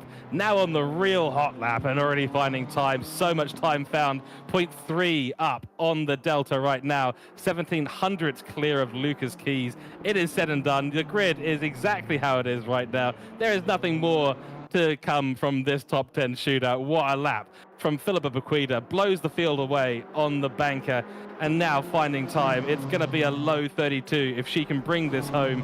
And we all know here in the commentary booth, in the chat, that she is going to do exactly that. Let's go on board the front splitter. Through turn 13 we go. It's so smooth, it's so clean. 4/10 on the Delta now. Make that 4.5. Loses a little bit on the exit, bit wider than she was in the previous lap. Huge amount of curb taken on turn 15, and it's absolutely beautiful. What a lap here. Turn 16 gets the trail braking done to perfection. 4/10 on the Delta. It's going to be a 32.2. It's a 32.277 from Philippa Bequita, and the number 89 car goes to top of the position and the grid here for the 8 hours of Misano. What a lap. It was all done 2 minutes ago. She's gone and done better. Brilliant work from the 89, and that right here on your screens is going to be the grid for the top 10 starting at the 8 hours of Misano coming up in a week's time. Philippa Bequita and the 89 car. 3 purple sectors on the grid. What a stunning lap time. Then it'll be Lucas Keys over in the 165. Just jumping back to the results right now. I think it's qualifying 2. Should be somewhere there. We shall see. There it is. Lucas Keys, P2 in the 165 car. Then it is the 512 Pro-Am car in P3 on the grid. Alexander Tonkin, take a bow. Pro-Am category lead and P3 in the race. Paul Britt and the 992 will take P4 on the grid, rounding out the second row. Then Sasha Death, P2 in Pro-Am class, and 5th on the grid, followed by Jean-Pierre Senekis. Unfortunate there for them not to find that extra time that they needed. There is nothing in it, of course, for those top positions from P2 down, I should say. Then Joshua Holmes in P7 for the 422 entry. Then Brad Cook, P8 in the number 17. Connor Hind in the 1111. And then rounding out the top 10 will be Austin McNeil in the number 700 Ford Mustang. Unfortunately, 2 invalid laps and not able to set that time. Look at the gap from P3 down. There is nothing in it. Lucas Keys made a statement, and Philippa decided to make a bigger one. What a top 10 shootout we've had here today, Cameron. Absolute cavity-sized gaps between P2 and 3 and all the way to the delta of P1. It is insane how tight it was throughout the field, but those last two, the cream of the crop of Keys and Bequida really shone out, but you can't really go past Bequida. The fact that she had a statement done there on the first lap, it had pole, and then for the clout, for the clicks, wherever it might be, for the glory of being the quickest, went and smashed it out the park with 4 attempts on the rest of the field for the second lap to really hammer the point home of doing a 32.277. That is going to be it for tonight, though. We do appreciate everyone, to yourself, Brent, George, and obviously Glenn, Powell, Mike, everyone, Neil, everyone behind the scenes that puts on these events, and join us next week on the Saturday for the full race into the twilight of the Misano 8 hour. Just to also note, we do have our sprint, our duos, not our duo series, our Club 50 series as well. Signups are now open, as well as our Academy series. So get registered if you want to do some racing, and even so, if you want to register for the final round of the Italian job in August. Thank you to everyone. George, closing thoughts. Wow. Well, closing thoughts here are simply wow. And yes, 13th of July, join us back here for the 8 hours of Misano coverage, of course, on Twitch and YouTube here at Octane Online Racing. Big thanks to all our sponsors and our Patreons. They keep the things ticking in the background, keep the lights on, so a big thank you to everyone. Don't pay any attention to the fact that it says 13th of June on your screens right now. It is 13th of July that will be returning on the broadcast, Academy Series, Sprint Series, and Club 50, as Cameron said. But mate, I'm looking forward to this, Cameron. Big thanks to Brent Sykes in the background doing the broadcasting. What a job he has done. This is his first Enduro Top 10 that he has broadcast. So big thanks to Brent. Cameron, a big thanks to yourself as well. Always a pleasure being in the comms box with you. And thank you to everyone who has driven today out there in qualifying. Congratulations to our top 10 as well. Commiserations to those who have missed out. And thank you to everyone in chat. We'll see you next time. Get ready, because more racing coming up very soon here at Octane Online Racing. Have a fantastic weekend. Enjoy the Formula One if you're going to watch it. And otherwise, go and have a fantastic weekend.